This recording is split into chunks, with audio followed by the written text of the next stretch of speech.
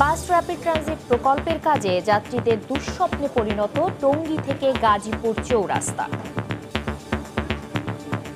10 মিনিটের রাস্তায় আমরা 3 ঘন্টা আছি। আগে 3 ট্রিপ চালাইতে পারতাম, এখন 1 ট্রিপ 2 ট্রিপ এরপর হয় না। এখান থেকে এয়ারপোর্ট যেতে 1 ঘন্টা টাইম লাগে, এর ভিতরে আমরা এখন 5 ঘন্টা যেতে পারি না। অসহায় মেয়র, ঠিকাদার প্রতিষ্ঠানের উদাসীনতাকে দুষছে সব পক্ষ। আমরা চিঠি দিয়েছি, যোগাযোগ করেছি, তারা শুধু মুখেই বলে। ঠিকাদারের অবশ্যই দুর্বলতা আছে, আমি এটা সম্পূর্ণ অস্বীকার করি না। দেখছিলেন বিশেষ শিরোনাম। দুপুরের সময় সঙ্গে আছি আমি শাতিলা শারমিন এবং আমি ফারজানা মুমু। এবার অন্যান্য শীর্ষ সংবাদ।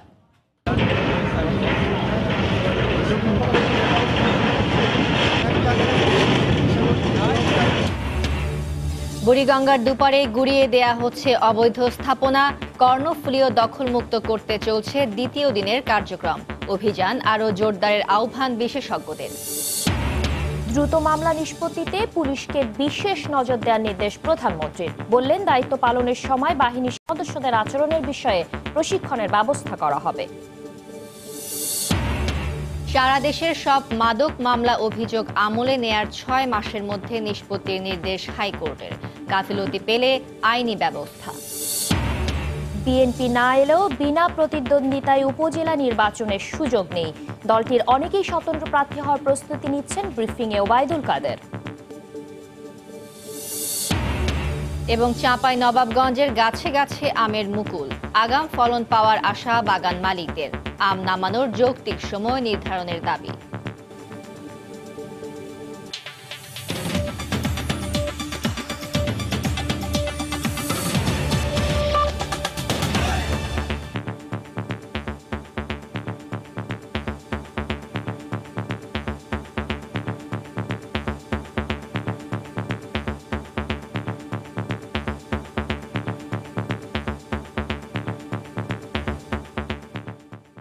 টঙ্গী থেকে গাজীপুর চৌরাস্তায় এই 12 কিলোমিটার পথ পাড়ি দিতে 12 মাসই দুর্ভোগ পোহাতে হয় সাধারণ মানুষকে। আর গাজীপুরবাসীর জন্য যেন গলার কাটা এই মহাসড়ক। একদিকে নির্মাণাধীন বাস র্যাপিড ট্রানজিট প্রকল্প, অন্যদিকে খানাখন্দ। সব মিলিয়ে যানজট আর ধুলায় অতুষ্ট জনজীবন। এ পরিস্থিতিতে খোদ মেয়রও নিজের অসহায়ত্বের কথা বললেন।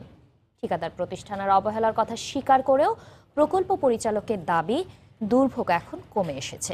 রাশেদ লিমনের রিপোর্ট।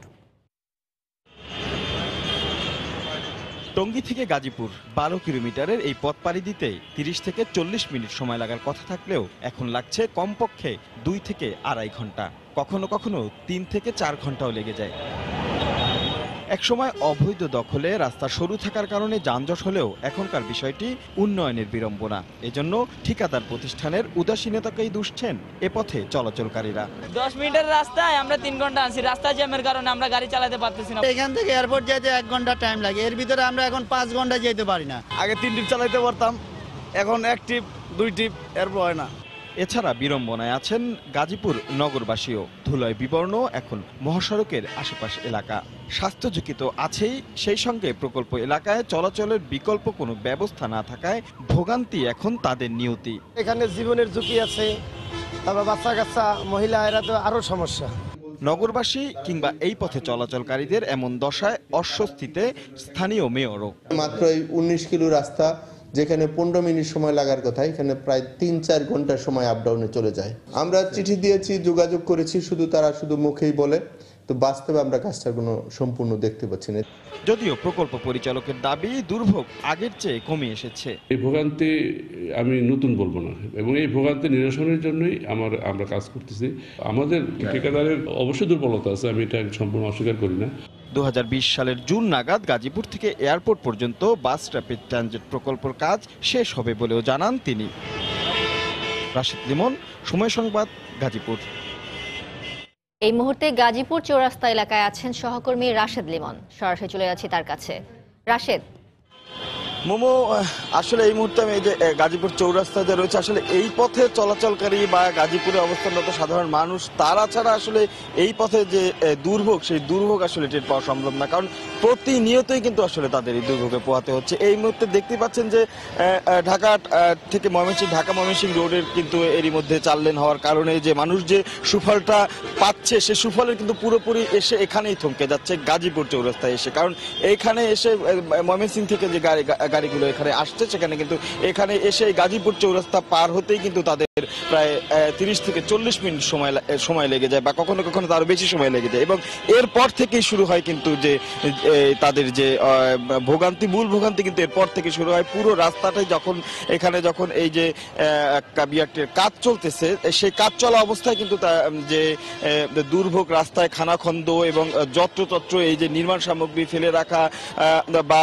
এই খানাখন্দগুলো আসলে এক পাশে কাজ করে অন্য পাশে যে একটু ভরাট করে চলাচলের উপযোগী করা, সেই বিষয়টি না করার কারণেই কিন্তু আসলে এই দুর্ভোগটি পোহাতে হচ্ছে। এবং এতে করে যে শুধুমাত্র যে যারা এই রাস্তায় চলাচল করে তারাই না, নগরবাসীকে কিন্তু এই দুর্ভোগ পোহাতে হচ্ছে। এবং বিশেষ করে আপনি দেখতেই পাচ্ছেন, আমি যদি একটু দেখাই যে এখানে কিন্তু একদম বলা যায় এই গাজীপুর চৌরাস্তার মূল পয়েন্ট, এবং এখানেই কিন্তু এই সামনে যেহেতু এখানে কোনো ওভারব্রিজ বা আন্ডারপাস নেই, মানুষজনকে কিন্তু কোনো রকম জেব্রা ক্রসিংই নেই, মানুষজন কিন্তু স্বাভাবিকভাবেই রাস্তা পার হতে হচ্ছে। এবং তাদের কিন্তু এই যে নির্মাণ সামগ্রী দেখছেন এগুলো ফেলে রাখা হয়েছে, তো এইগুলোর উপর দিয়েই কিন্তু তাদের প্রতিনিয়ত চলাচল করতে হচ্ছে। এবং এছাড়া এই গুরুত্বপূর্ণ একটি সড়কের আরো এক পাশে আমরা যদি বলি, গাজীপুর টাঙ্গাইল যে সড়কটি রয়েছে, এই সড়কটি কিন্তু এই যে চৌরাস্তার এই যে একটা জটলা পেকে থাকে সবসময়, যে কারণে কিন্তু টাঙ্গাইল গামী বা টাঙ্গাইল থেকে যে বাসগুলো গাজীপুরের দিকে আসে, যে পরিবহনগুলো,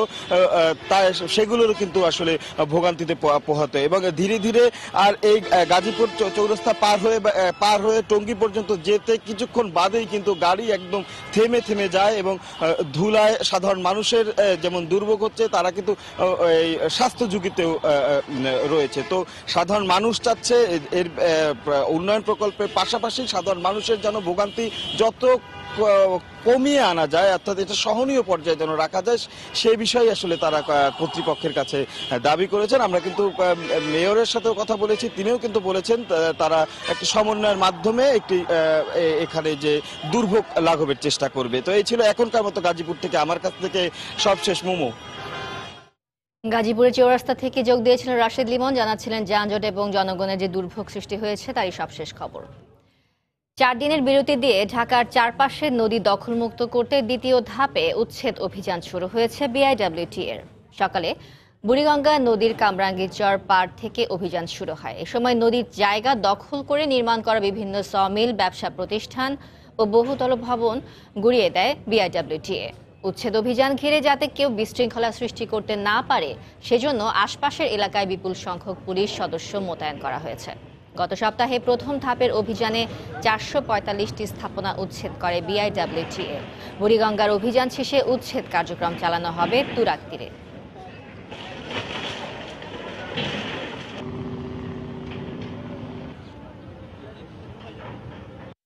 কামরাঙ্গীরচরের পাশে বুড়িগঙ্গা নদীতে যে পাকা এবং টিন শেডের বেশ স্থাপনা আছে এবং কিছু ব্যবসা কেন্দ্র, তারা মাটি ভরাট করে সেখানে ব্যবসা করছিল, এমন বেশ কিছু স্থাপনা ইতিমধ্যে উচ্ছেদ হয়েছে। ব্যবসা প্রতিষ্ঠান করছিল নদী ভরাট করে, সেই হিসেবে পরিবেশ সংরক্ষণ আইন 1995-এর 6 ধারা অনুযায়ী তাদেরকে ধরা হয়েছে, তাদের বিরুদ্ধে আইনানুগ ব্যবস্থা নেওয়া হবে।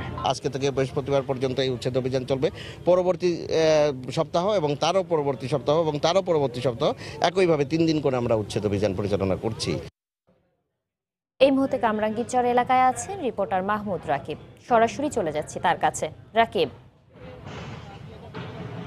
হ্যাঁ শাতিলা, বুড়িগঙ্গা নদী দখলমুক্ত করতে সকাল থেকে যে দ্বিতীয় ধাপের অভিযান শুরু হয়েছে সেটা কিন্তু এখনও চলছে, এবং বর্তমান যে অভিযানটি করা হচ্ছে এটিকে মূলত বলা হচ্ছে জোরালো অভিযান এবং টেকসই উচ্ছেদ অভিযান। যদি একটু আমি আপনাকে আমার পেছন দিকটা দেখাই, আপনি দেখছেন যেখানে একটি বহুতল ভবন, তিনতলা একটি বেশ উচ্চ ভবন, সেই ভবনটি ইতিমধ্যেই মোটামুটি বলা যায় সামনের অর্ধেক অংশ অপসারণ করে দেওয়া হয়েছে এবং বাকি যে অংশটি রয়েছে সেগুলো আপনি দেখছেন যে দুটি এক্সকাভেটর দিয়ে ভেঙে দেওয়া হচ্ছে, গুঁড়িয়ে দেওয়া হচ্ছে।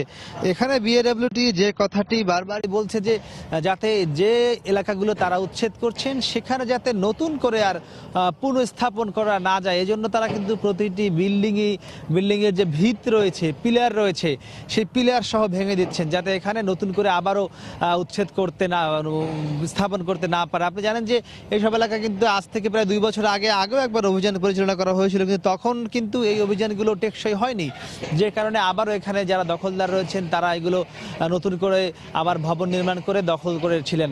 তা আমরা দেখেছি সকাল থেকে এ পর্যন্ত প্রায় অর্ধ শতাধিক শুধুমাত্র পাকা স্থাপনায় উচ্ছেদ করা হয়েছে। এর পাশাপাশি বিপুল সংখ্যক একতলা যে টিন শেড ভবন রয়েছে, সমিল রয়েছে, বিভিন্ন কারখানা রয়েছে, সেগুলোও কিন্তু উচ্ছেদ করে দেওয়া হয়েছে এবং বলা হয়েছে যে এখানে খুব শিগগিরই নির্বাচনের আগে বর্তমান সরকার যে 50 কিলোমিটার নদীর পাড়ে ওয়াকওয়ে করার একটি প্রকল্প পাশ করেছেন, তার অংশ হিসেবে তুরাগ থেকে সদরঘাট পর্যন্ত 3.5 কিলোমিটার ওয়াকওয়ের কাজ এখানে যত দ্রুত সম্ভব সেটি কাজ শুরু করে দেওয়া হবে। এবং এখন এই যে অভিযানটি চলছে, আমরা ঠিক আছে এখন কামরাঙ্গী চরের শেষ যে এলাকা সেখানে রয়েছে, এই অভিযানটি করতে করতে একদম সদরঘাট পর্যন্ত নিয়ে যাওয়া হবে। এবং বলা হচ্ছে যে যদিও এখন প্রথম থেকে এই অভিযানটি ছিল 11 দিনের, যেটি বাড়িয়ে এখন 13 দিন করা হয়েছে, বলা হচ্ছে যদি আরও বেশি সময় লাগে বুড়িগঙ্গাকে পুরোপুরি দখলমুক্ত করবার জন্য, সেই তারা বলছেন যে আবারও কিন্তু তারা সেই সময় বাড়াবেন। এবং আমরা দেখেছি এই অভিযানে ইতিমধ্যেই এই গত প্রথম ধাপের 3 দিন এবং আজকে মিলিয়ে কিন্তু যদিও এখন আনুষ্ঠানিকভাবে বলা হয়নি, প্রায় 500-র বেশি কিন্তু পাকা ভবন ইতিমধ্যেই অপসারণ করা হয়েছে, যা নিশ্চয়ই এই এলাকা যতক্ষণ পর্যন্ত দখলমুক্ত না হবে ততক্ষণ পর্যন্ত অব্যাহত থাকবে। তো মোটামুটি আমার কাছে বুড়িগঙ্গা পাড়ের যে দখলমুক্ত অভিযান চলছে তারাই ছিল সবশেষ খবর। সাথিলা, ঢাকার চারপাশে নদী দখলমুক্ত করার জন্য অভিযান চালাচ্ছে বিআরডব্লিউটি। আমাদেরকে সেই খবর জানাচ্ছিলেন সহকর্মী মাহমুদ রাকিব। এদিকে চট্টগ্রামের কর্ণফুলী নদীর পাড়ে গড়ে ওঠা অবৈধ স্থাপনা উচ্ছেদে দ্বিতীয় দিনের মতো অভিযান চালাচ্ছে ভ্রাম্যমাণ আদালত। সকালে নগরীর সদরঘাট থেকে অভিযান শুরু হয়। গুড়িয়ে দেওয়া হয় প্রায় অর্ধ শতাধিক অবৈধ স্থাপনা। নতুন করে অবৈধ স্থাপনা গড়ে ওঠা রোধে নদীর তীরে সামাজিক বনায়ন ও বিনোদন কেন্দ্র করার উদ্যোগ নেওয়া হচ্ছে বলে জানিয়েছে নগর কর্তৃপক্ষ। আশরাফুল আল মামুনের ক্যামেরায় বিস্তারিত জানাচ্ছেন শফিকুল আলম। অর্থনীতি চালিকা শক্তি চট্টগ্রাম বন্দরের কর্ণফুলী সদরঘাট এলাকায় মঙ্গলবার সকাল থেকে শুরু হয় অবৈধ স্থাপনা উচ্ছেদ। এ সময় এক্সকাভেটর আর বুলডোজার দিয়ে গুড়িয়ে দেওয়া হয় পাকা দালান, টিনশেড আর বেড়ার ঘর। এ নিয়ে মিশ্র প্রতিক্রিয়া রয়েছে সাধারণ মানুষের মাঝে। নদীমাতৃক দেশ, আমরা নদীকে দেখতে সুন্দর, অবশ্যই উপভোগ করার কিছু আছে। যেহেতু উপভোগ করার কিছু আছে, এই উপভোগ্য জিনিসগুলো আমরা দেখতে চাই। সরকার যে কাজ করে, ভালো কাজ করে, আমাদের সরকারের উপর অনুরোধ থাকবে, আমরা যে গরিব মানুষ কিভাবে খাবো, কিভাবে চলবো। আমরা যে শ্রমিক কারখানায় কাজ করতাম, এখন আমরা তো বেকার, এখন আমরা ছেলে ফেলে নিয়ে কোথায় যাবো। 2187টি মোট স্থাপনা, এরপরে আরও বেশ কিছু স্থাপনা হয়েছে 2015 সনের পর। আমরা এখন এই ফেজে 200-র মতো স্থাপনা আমাদের রয়েছে। এটা শেষ করার পরে আমরা নতুন করে বাকি ফেজগুলো ধরবো এবং সেখানকার উচ্ছেদ কার্যক্রম পরিচালনা করব। অভিযোগ আছে অবৈধ স্থাপনা উচ্ছেদের পর সেখানে নতুন করে অবৈধ স্থাপনা নির্মাণ করা হয়। তবে এবার কর্তৃপক্ষ বলছে সেখানে বনায়ন এবং বিনোদন কেন্দ্র নির্মাণ করা হবে। উচ্ছেদ কার্যক্রম করার পর সঙ্গে সঙ্গে এখানে গাছের চারা রোপণ করা হচ্ছে এবং গতকাল জেলা প্রশাসক মহোদয়, বন্দর কর্তৃপক্ষ ইতিমধ্যে বলেছে যে এই জায়গাগুলো, উদ্ধারকৃত যে জায়গাগুলোতে দ্রুততর সময়ের মধ্যে একটি প্রকল্প গ্রহণ করে আধুনিক নগরী, যেমনটি টেমস বা লন্ডনের টেমস নদীর পাশে রয়েছে নদীর তীরে, সেরকমভাবে সবুজায়ন এবং সুন্দর ওয়াকওয়ে এরকমটি করার পরিকল্পনা রয়েছে। 2016 সালে উচ্চ আদালতের এক রায়ে কর্ণফুলী নদীর উপর গড়ে ওঠা 2127টি অবৈধ স্থাপনা 90 দিনের মধ্যে উচ্ছেদের নির্দেশ দেন। সেই নির্দেশের 2 বছর পর অবশেষে সব জটিলতা কাটিয়ে উচ্ছেদ অভিযানে নামে চট্টগ্রাম বন্দর কর্তৃপক্ষ, সিডিএ এবং সিটি কর্পোরেশন। সবগুলো অবৈধ স্থাপনা উচ্ছেদ না হওয়া পর্যন্ত এই অভিযান অব্যাহত থাকবে বলে জানিয়েছে তারা।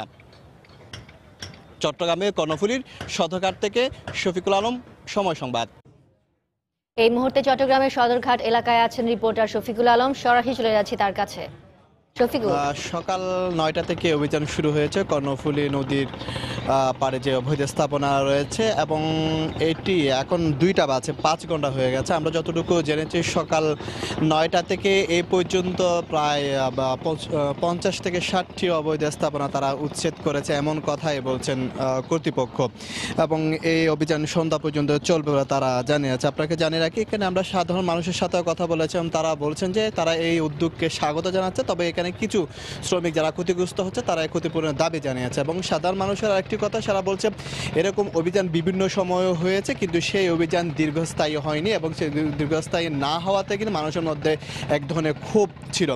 এই যে আজকে গতকাল থেকে যে অভিযান শুরু হয়েছে এটি যেন স্থায়ী হয়, এবং যে 2127টি অবৈধ স্থাপনা রয়েছে সবগুলো যেন উচ্ছেদ করা হয়, এবং উচ্ছেদ করে সরকারের যে পরিকল্পনা রয়েছে, যে বনায়ন সহ এবং যে নতুন করে বিনোদন পার্ক সহ যেগুলো করার কথা সেগুলো যেন হয়, সেই বিষয়টি তারা নজর দিয়েছেন। আপনাকে জানিয়ে রাখি, এখন যেহেতু দুপুর, সেক্ষেত্রে কিন্তু এখন যে উচ্ছেদ অভিযান রয়েছে সেটি একটু তো দুপুরে খাবারের জন্য সেই উচ্ছেদ অভিযান এখন বন্ধ রেখেছে, তবে তারা কিছুক্ষণ পর খাবার দেওয়ার পর আবার সেই অভিযান শুরু করবে। আপনাকে একটি কথা জানিয়ে রাখি, চট্টগ্রাম বন্দরে যে আসলে 92% পণ্য আমদানি রপ্তানি নির্ভর করে চট্টগ্রাম বন্দর, সেই চট্টগ্রাম বন্দর পুরোপুরি নির্ভর করে এই কর্ণফুলী নদীর উপর। কারণ বিশেষজ্ঞরা বলছেন এইভাবে যদি দখল চলতে থাকে, ভরাট চলতে থাকে, তাহলে আগামী 50 বছরে চট্টগ্রামের এই কর্ণফুলী নদী থমকে যাবে এবং মরে যাবে। সে কর্ণফুলী নদী মরলে কিন্তু চট্টগ্রাম বন্দর মরে যাবে এবং দেশের অর্থনীতি থমকে যাবে, এমন যখন ধারণা করছিল বিশেষজ্ঞরা, ঠিক তখনই কিন্তু 2016 সালে এক রায় দিয়েছিলেন উচ্চ আদালত। তাতে বলা হয়েছে 90 দিনের মধ্যে সব ধরনের অবৈধ স্থাপনা উচ্ছেদ করা হবে। তার এই প্রেক্ষাপটে সব জটিলতা কাটিয়ে অবশেষে গতকাল থেকে সেই অভিযান শুরু করেছে, এবং এই অভিযানকে সবাই স্বাগত জানাচ্ছে। এবং এই অভিযান এখানে যে কর্তৃপক্ষ রয়েছে, যে জেলা প্রশাসন, সিডিএ এবং চট্টগ্রাম উন্নয়ন কর্তৃপক্ষ, তাদের সাথে আমরা কথা বলেছিলাম, তারা বলছেন যে আসলে এই অভিযান 2127টি যতক্ষণ পর্যন্ত উচ্ছেদ না হয় তারা সেই অভিযান চালাবে, এবং এই যে উচ্ছেদকৃত এলাকায় বনায়ন এবং বিনোদন পার্ক নির্মাণের কথা জানিয়েছেন তারা। তো মুমু, এই ছিল আমার কাছে চট্টগ্রামের কর্ণফুলী নদীর শতঘাট থেকে অভিযানের সর্বশেষ তথ্য। চট্টগ্রামের সদরঘাট এলাকা থেকে উচ্ছেদ অভিযানের সবশেষ খবর জানাচ্ছিলেন শফিকুল আলম। দুপুরের সময় আরও থাকছে। রাজধানীর বাড়িধারায় ফুটপাতের চায়ের দোকানে বেপরোয়া বাস, নিহত 2। গোপালগঞ্জে যাত্রীবাহী বাস খাদে পড়ে ব্যাংক কর্মকর্তা সহ 2 জন নিহত। মামলা তদারকি ও যথাযথভাবে নিষ্পত্তির জন্য বিশেষ ব্যবস্থা নেওয়ার জন্য পুলিশ বাহিনীকে নির্দেশ দিয়েছেন প্রধানমন্ত্রী শেখ হাসিনা। পুলিশ সপ্তাহ উপলক্ষে প্রধানমন্ত্রীর কার্যালয়ে ঊর্ধ্বতন পুলিশ কর্মকর্তাদের উদ্দেশ্যে বক্তব্য রাখেন তিনি। জঙ্গিবাদ মোকাবেলায় গোয়েন্দা নজরদারি বাড়ানোর উপর গুরুত্ব আরোপ করেন প্রধানমন্ত্রী। প্রতি বছরের শুরুতেই কাজের উৎসাহ বাড়াতে নিজেদের মূল্যায়ন এবং বছর জুড়ে দায়িত্ব পালনের পর দেশের বিভিন্ন স্থানে কর্মরত পুলিশ সদস্যদের একত্রিত হতে আয়োজন করা হয় পুলিশ সপ্তাহ। সপ্তাহব্যাপী নানা কর্মসূচির মধ্যে থাকে প্রধানমন্ত্রীর সঙ্গে সাক্ষাৎ। সেখানেই পুলিশ সদস্যদের উদ্দেশ্যে দিক নির্দেশনামূলক বক্তব্য দেন প্রধানমন্ত্রী। সেই ধারাবাহিকতায় মঙ্গলবার প্রধানমন্ত্রীর কার্যালয়ে ঊর্ধ্বতন পুলিশ কর্মকর্তাদের সঙ্গে বৈঠকে বক্তব্য রাখেন প্রধানমন্ত্রী।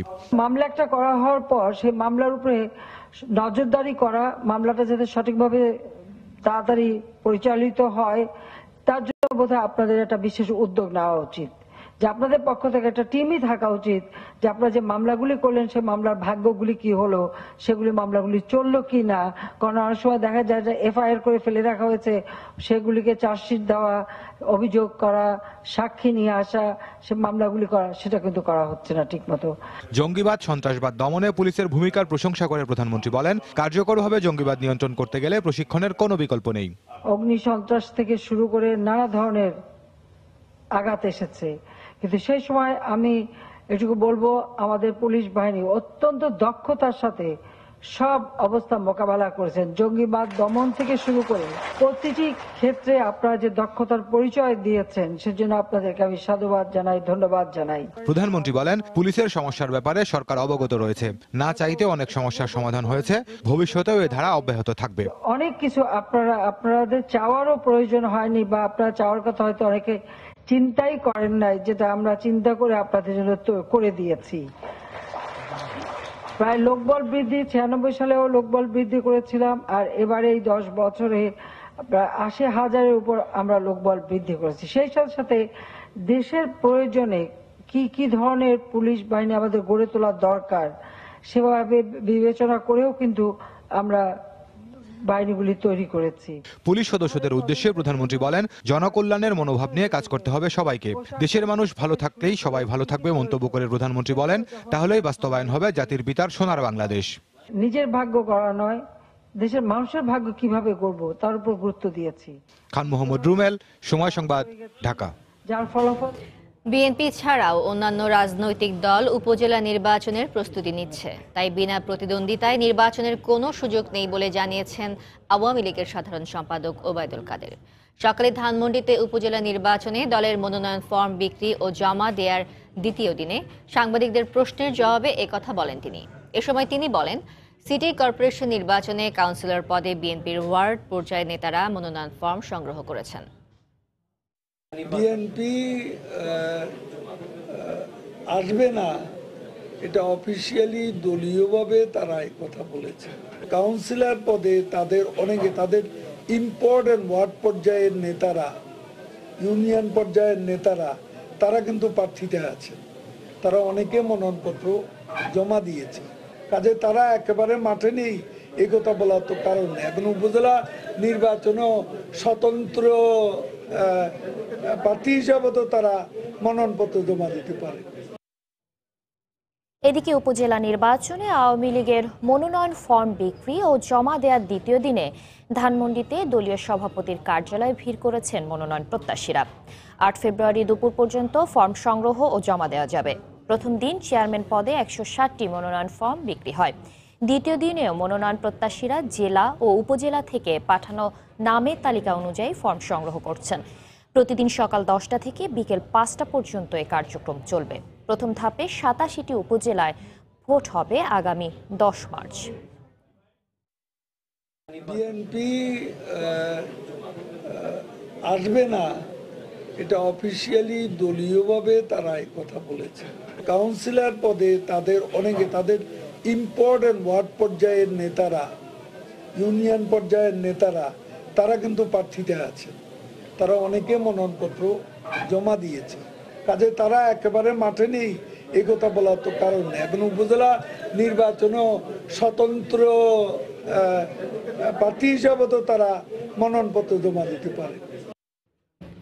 জামায়াতকে রাজনীতি থেকে নিষিদ্ধ করার সিদ্ধান্ত নেওয়া হয়েছে চলতি অধিবেশনেই সংসদে তোলা হবে বলে জানিয়েছেন 14 দলের মুখপাত্র মোহাম্মদ নাসিম। দুপুরে জাতীয় প্রেস ক্লাবে আওয়ামী লীগ নেতা সুরঞ্জিত সেনগুপ্তের মৃত্যুবার্ষিকী উপলক্ষে আলোচনা সভায় তিনি একথা বলেন। অনুষ্ঠানে আওয়ামী লীগ নেতা অ্যাডভোকেট কামরুল ইসলাম বলেন, এখনও নির্বাচন প্রশ্নবিদ্ধ করার চেষ্টা করছে বিএনপি। জামায়াত ও স্বাধীনতা বিরোধীদের সঙ্গ ত্যাগ করে নতুন নেতৃত্ব আনলে বিএনপি আবারও রাজনীতির মাঠে দাঁড়াতে পারবে।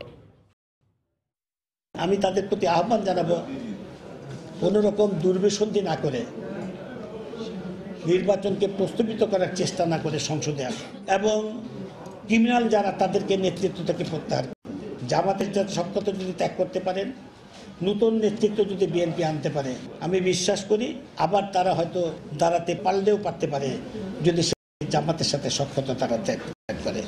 জামাতের 71-এর ঘাতক যাদের বিচার করেছে, সে কাছে সাহসের সঙ্গে দণ্ড কার্যকর করেছে, সাহসের সঙ্গে সেই নেত্রীর সামনে এখন চ্যালেঞ্জ হলো, আমাদের সামনে চ্যালেঞ্জ হলো, এই সংসদের মাধ্যমেই আমরা জামাতকে বাংলাদেশ থেকে রাজনীতি থেকে নিষিদ্ধ করতে চাই, যা বঙ্গবন্ধু করেছিলেন।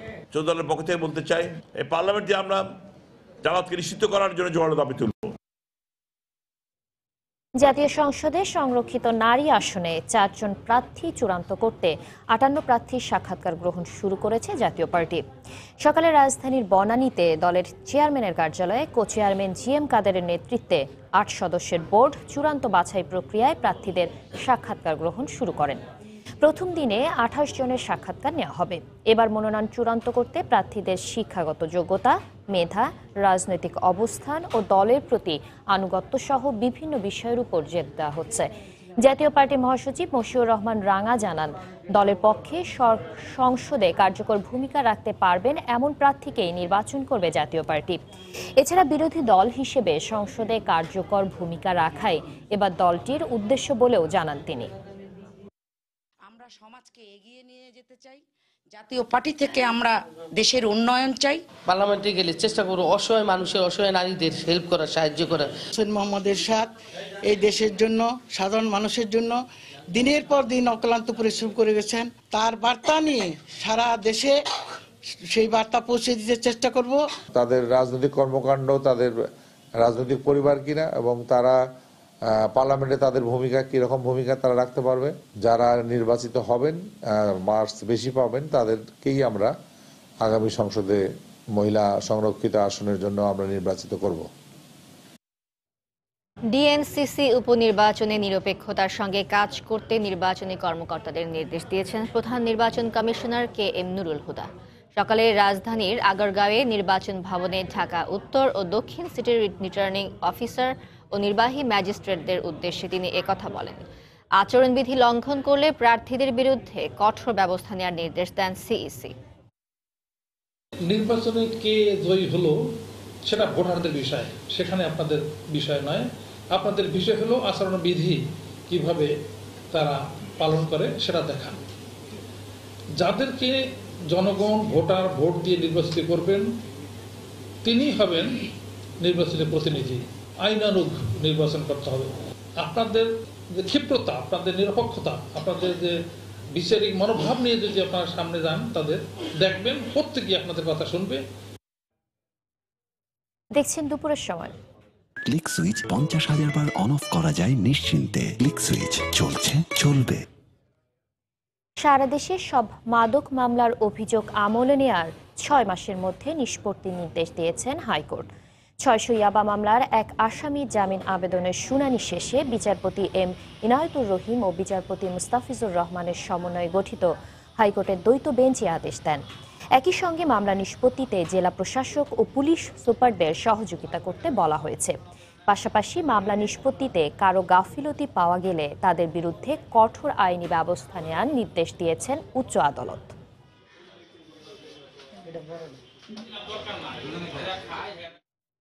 বিনা অপরাধে জাহালমের কারাভোগের ঘটনা অনভিপ্রেত ও দুঃখজনক বলে মন্তব্য করেছেন তথ্যমন্ত্রী ডক্টর হাসান মাহমুদ। সকালে সচিবালয়ে সাংবাদিকদের একথা বলেন তিনি। এ সময় দুদককে তদন্তের মাধ্যমে ঘটনায় জড়িতদের বিরুদ্ধে ব্যবস্থা নেওয়ার আহ্বান জানান মন্ত্রী। জাহালামের ভুলবশত তার যে 3 বছর তাকে কারাভোগ করতে হয়েছে, এটি অত্যন্ত দুঃখজনক, অনভিপ্রেত। দুদক ইতিমধ্যেই তাদের ভুল স্বীকার করেছে। আশা করব তারা এই যে ভুলক্রমে একজন মানুষ, নির্দোষ মানুষ 3 বছর কারাভোগ করলো, এটির জন্য যারা যে তদন্ত করছে, তদন্তের মাধ্যমে যারা এই জন্য দায়ী হিসেবে চিহ্নিত হবে তাদের বিরুদ্ধে শাস্তিমূলক ব্যবস্থা গ্রহণ করবে। ডাকসু নির্বাচনে তফসিল চলতি সপ্তাহে ঘোষণা করা হবে। এছাড়াও ডাকসু ও হল সংসদ নির্বাচনের জন্য প্রত্যেক হলে 2 জন করে রিটার্নিং অফিসার নিয়োগ দিয়েছে বিশ্ববিদ্যালয় প্রশাসন। সকালে নির্বাচন নিয়ে প্রস্তুতি সভা শেষে এ তথ্য জানিয়েছেন বিশ্ববিদ্যালয় উপাচার্য অধ্যাপক মোহাম্মদ সামাদ।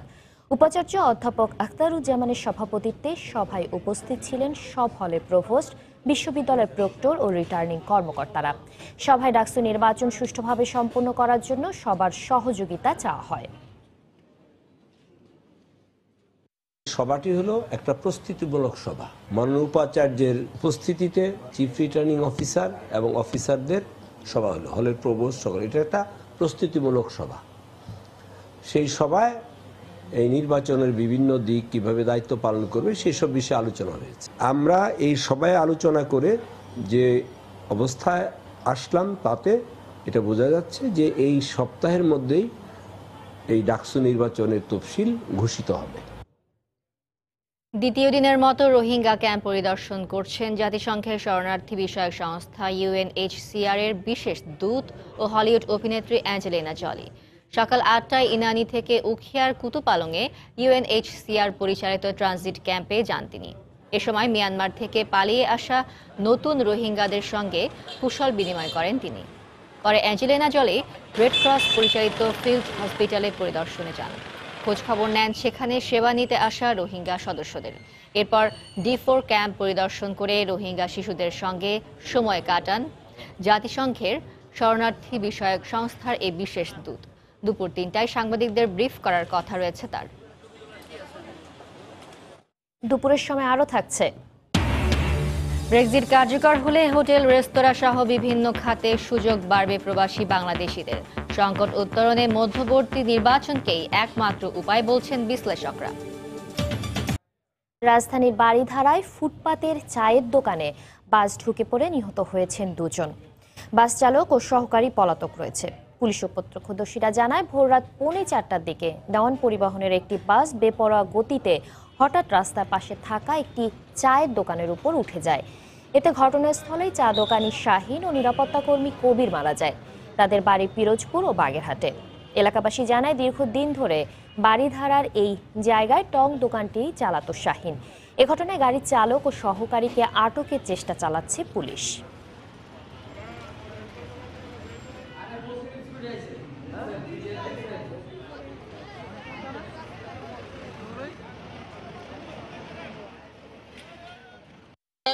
বাড়ি গেছে গাড়ি সব দুমো হয়েছে গা পরে কালি শুনলাম যে কালি টাস লাগে লাগছে দৌড়ে আইসি মানুষ টানুষ কিচ্ছু নাই গিয়া। এখানে একটা শব্দ হয়েছে, শব্দ হওয়ার পরে আমি ওইদিকে ফিরে দৌড় দিছি, দৌড় দিয়ে পাশে ফিরে দেখি কি এখানে ধুমো হয়ে গেছে অন্ধকার। একজনের নাম হচ্ছে শাহিন, চার দোকানদারি করে রাত্রে 10টা পর্যন্ত। তারপর এখানে ভ্যান আছে, ভ্যানে এখানে ঘুমায় থাকে। আর আরেকজন মারা গেছে, সেটা হচ্ছে আমাদের সিকিউরিটি গার্ড, আমরা এই জায়গায় নিরাপত্তার জন্য রাখছি, তার নাম হচ্ছে কবির। লাশ উদ্ধার করে ঢাকা মেডিকেল কলেজ মর্গে প্রেরণ করি। ড্রাইভার ঘটনাস্থল থেকে পলাতক আছে। আমরা ড্রাইভারকে আটক করার কার্যক্রম অব্যাহত রেখেছি। যত দ্রুত সম্ভব তার নাম ঠিকানা সংগ্রহ করে তাকে আটক করে আইনের আওতায় আনা হবে।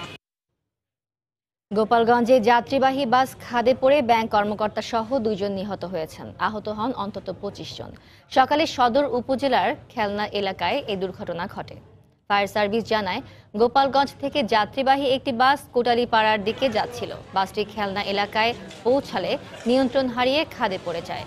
এতে আহত হন 27 জন। এর মধ্যে 8 জনকে আশঙ্কাজনক অবস্থায় সদর হাসপাতালে ভর্তি করা হয়। এ সময় বেসিক ব্যাংকের কোটালীপাড়া শাখার ক্যাশ অফিসার নুরুল ইসলাম এবং মোমেনা বেগম নামে এক নারীকে মৃত ঘোষণা করেন চিকিৎসক।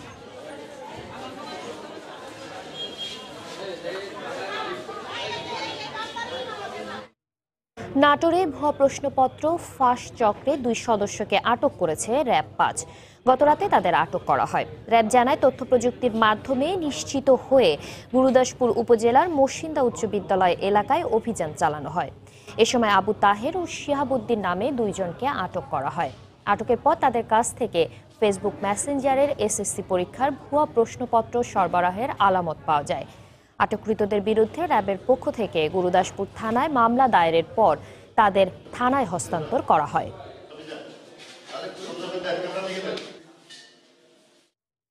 দেখছেন দুপুরের সময়। আরএফএল এর রেইনবো পেইন্টস, জাদুই জানে। রেইনবো পেইন্টস, ছড়াও জীবনের রং। আমের রাজধানী খ্যাত চাঁপাইনবাবগঞ্জের গাছগুলো ছেয়ে গেছে মুকুলে মুকুলে। আগাম মুকুলে আগে ভাগে আম পাওয়ার আশা চাষিদের। পরিবর্তিত আবহাওয়ায় আম নামানোর যৌক্তিক সময় নির্ধারণের দাবি জানিয়েছেন তারা। বাগান মালিকদের দাবি, গুরুত্বের সঙ্গে বিবেচনায় আশ্বাস ফল গবেষকদের। হাবিবুর রহমান পাপ্পুর তোলা ছবিতে রাকিবুল হাসানের রিপোর্ট। শীত বিদায়ের আগেই চাঁপাইনবাবগঞ্জের আমের বাগানগুলোতে আসছে মুকুল।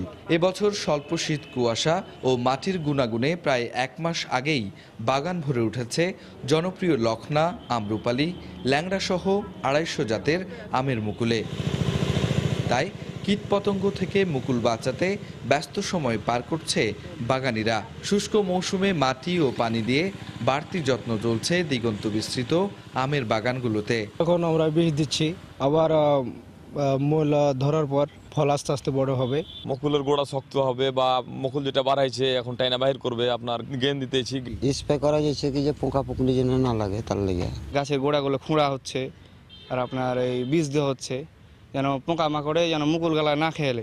জলবায়ুর গুণে আগাম মুকুলে আম পাওয়া যাবে প্রচলিত সময়ের আগে ভাগে।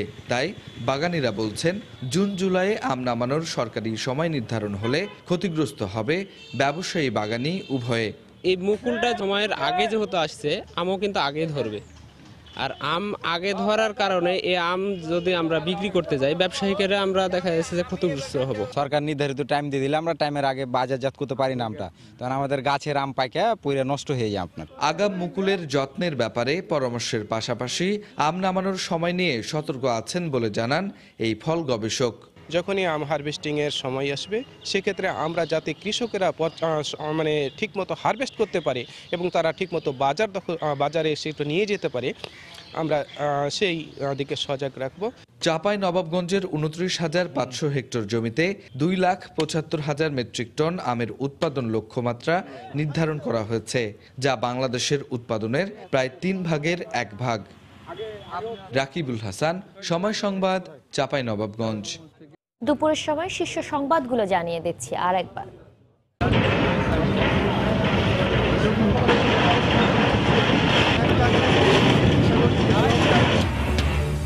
বুড়িগঙ্গার দুপারে গুড়িয়ে দেয়া হচ্ছে অবৈধ স্থাপনা, কর্ণফুলী দখলমুক্ত করতে চলছে দ্বিতীয় দিনের কার্যক্রম। অভিযান আরও জোরদারের আহ্বান বিশেষজ্ঞদের। দ্রুত মামলা নিষ্পত্তিতে পুলিশকে বিশেষ নজর দেওয়ার নির্দেশ প্রধানমন্ত্রীর। বললেন, দায়িত্ব পালনের সময় বাহিনীর সদস্যদের আচরণের বিষয়ে প্রশিক্ষণের ব্যবস্থা করা হবে।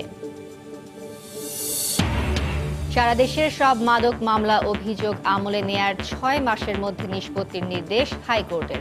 গাফিলতি পেলে আইনি ব্যবস্থা। বিএনপি না এলেও বিনা প্রতিদ্বন্দ্বিতায় উপজেলা নির্বাচনের সুযোগ নেই। দলটির অনেকেই স্বতন্ত্র প্রার্থী হওয়ার প্রস্তুতি নিচ্ছেন, ব্রিফিংয়ে ওবায়দুল কাদের। এবং বাস র্যাপিড ট্রানজিট প্রকল্পের কাজে যাত্রীদের দুঃস্বপ্নে পরিণত টঙ্গী থেকে গাজীপুর চৌরাস্তা। অসহায় মেয়র, ঠিকাদার প্রতিষ্ঠানের উদাসীনতাকে দুষছে সব পক্ষ। এই ছিল দুপুরের সময়। আপনার মোবাইলের সময় সংবাদ দেখতে এবং সকল খবর পেতে ডাউনলোড করুন সময় অ্যাপ। সঙ্গে থাকুন সময়ের।